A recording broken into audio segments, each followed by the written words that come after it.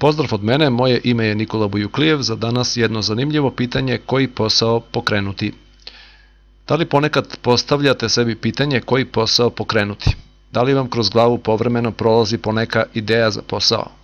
Započeti biznis u današnje vreme je izazov za mnoge pojedince. Postoje 3 osnovne mogućnosti za samozaposlenje. Prvo, mrežni marketing, odnosno direktna prodaja. Drugo, kreiranje svog produkta ili usluge. Treće, sopstveni biznis baziran na usluge.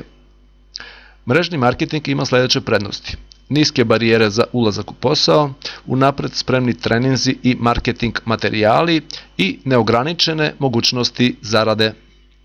Mrežni marketing ima sledeće izazove: nije za introvertne osobe i potrebno je strpljenje na početku dok stigne nagrada, kao i kod svakog start-up biznisa. Druga mogućnost samozaposlenja je kreiranje svog produkta ili usluge. Ovde postoje sledeći uslovi: da postoji potražnja na tržištu za taj produkt ili uslugu, potreban je veći kapital za start i potreban vam je biznis plan. Treća mogućnost samozaposlenja je sopstveni biznis koji bazira na usluge. Evo nekoliko primjera: prodaja životnog osiguranja, zastupnik investicijskih fondova, agent za nekretnine itd.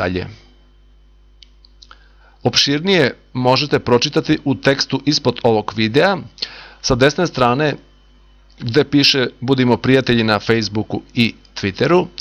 Posetite našu Facebook stranicu Net Poslovi i kliknite like ako želite. Također kliknite na dugme Twitter da bi bili u kontaktu putem Twittera. Moje ime je Nikola Bujuklijev, hvala vam na pažnji, do sledećeg susreta, ja vam želim sve najbolje.